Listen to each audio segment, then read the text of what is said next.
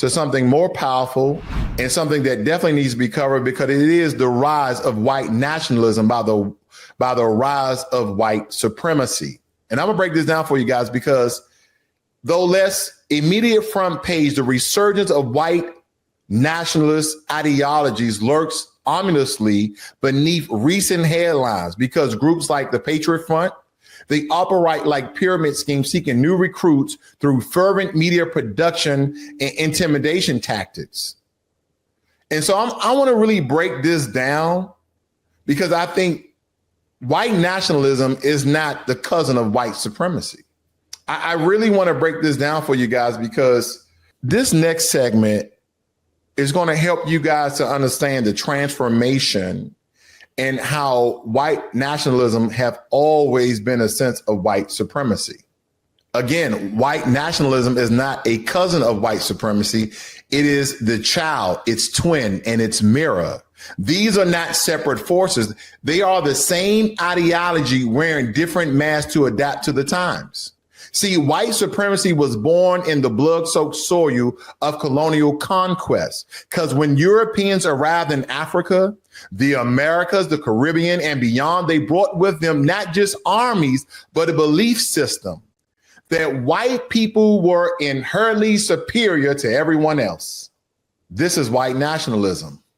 They were inherently superior to everyone else. This was the moral fuel for slavery. Because do not forget, we were 1/3, 3/5 of a person, so to speak.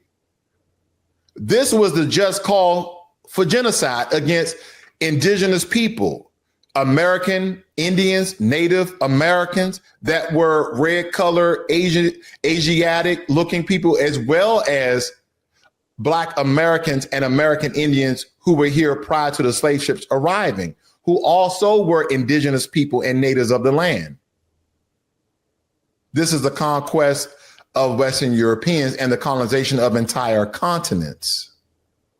See, if you guys ever dove into the doctrine of discovery and you looked into the year 1493 that gave European nations religions and legal justification to seize non-European lands and enslave their inhabitants, this was not just conquest, it was codified white supremacy using religion. And if we fast forward to the 19th century, as the US expanded the ideology, shifting from pure conquest to maintaining a white nation, and if we look into the 1790 Naturalization Act, restricted citizenship to free white persons, because don't forget, during that time, they also had indentured servants that were white. So this was restricted to free white persons. You also had the Jim Crow laws and segregation that ensured that Black Americans were locked out of economic and political power. We don't consider you guys as real people. You guys are just walking apes and gorillas and chimpanzees. Even to this day, we still hear this rhetoric. It is amazing what a lot of gorillas and chimpanzees and orangutans can actually invent and create. It's amazing how you will lay down with some of foundational Black American women during this time. That means that you like to have, sexual intercourse with animals. This is nothing new. This is nothing new. So when I tell you this, ladies and gentlemen, as we move into the 20th centuries, you still have groups like the KKK that are around. See, the Ku Klux Klan were not just enforcing racial hierarchy. They were pushing for America to remain white, white, and white. This is the foundation of white nationalism. The belief that nation belongs exclusively to white people and must be preserved as such, as if people were not already here when the Europeans came on the shore back in the late 1400s.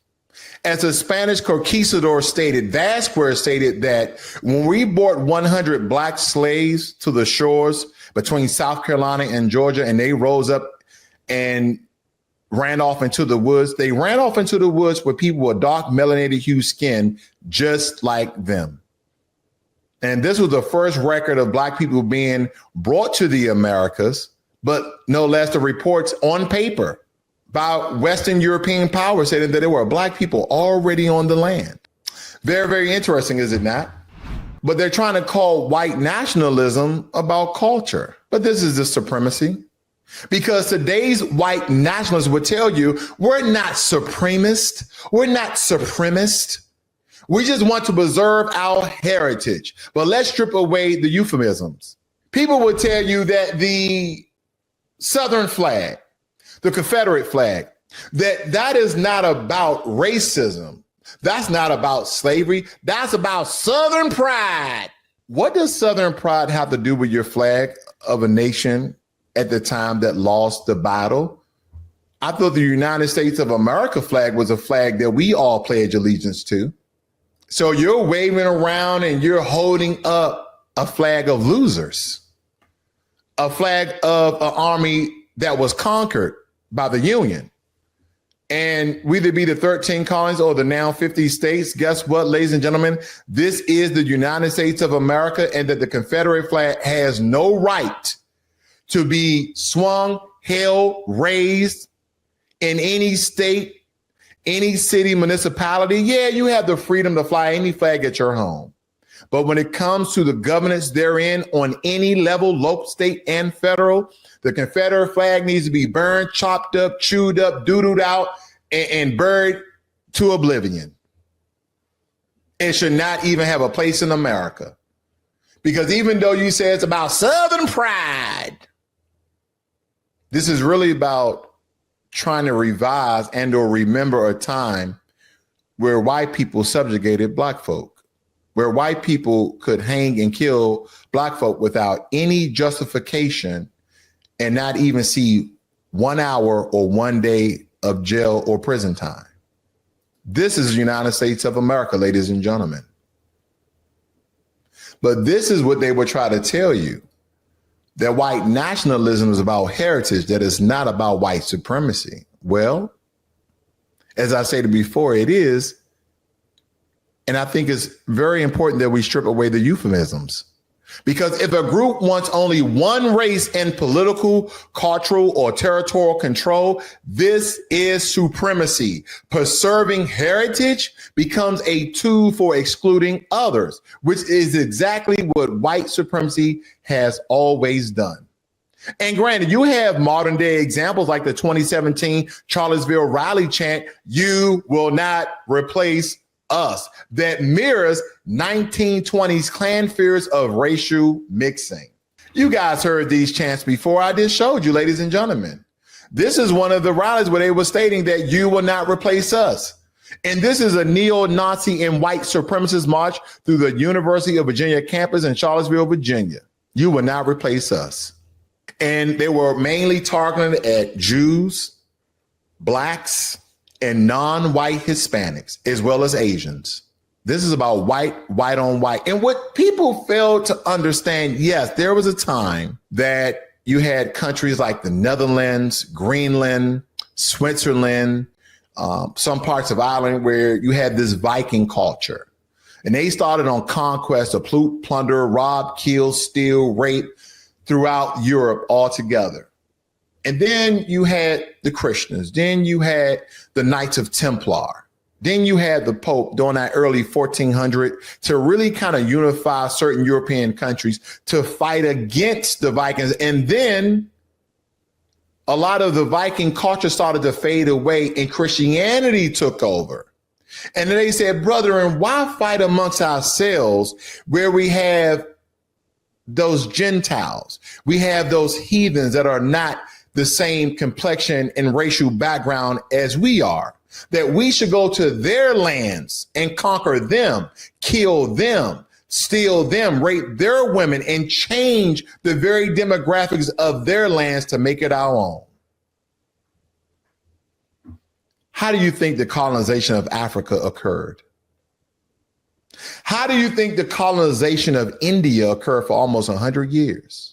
How do you think the colonization and conquering of New America, or the New World, also known the United States of America, during that time, it was just calling the New World? That there's just these people there who are very rambunctious, that they're primitive, that we could easily destroy and take over their lands because we have rifles, we have cannons. They just have bows and arrows. And so they did. But now, ever since the commander-in-chief is in office the second time, white nationalism has risen again.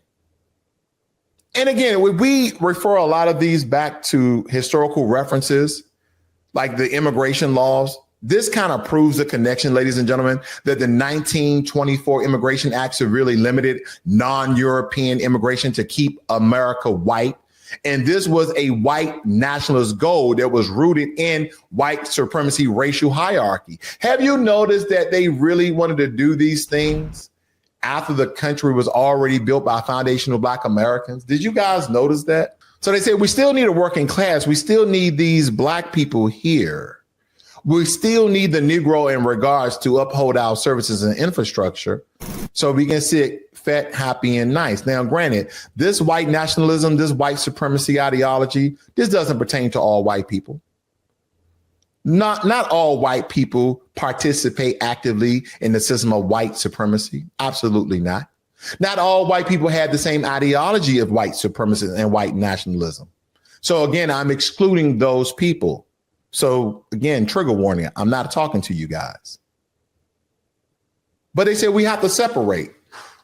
And in these terms, we have to segregate. Because again, why do you believe that redlining and restrictive covenants that lock foundational Black Americans out of certain neighborhoods, that maintain white-only communities? I believe there's a group now that bought, 20,000 acres of land in Arkansas or Alabama somewhere, and they're returning to the roots. And what they're doing is they're taking the playbook, they're taking the strategy of Afrikaners out of South Africa's, those quote-unquote Boers, where they have bought land in South Africa so they can have a white-only town. They're doing it in America as well.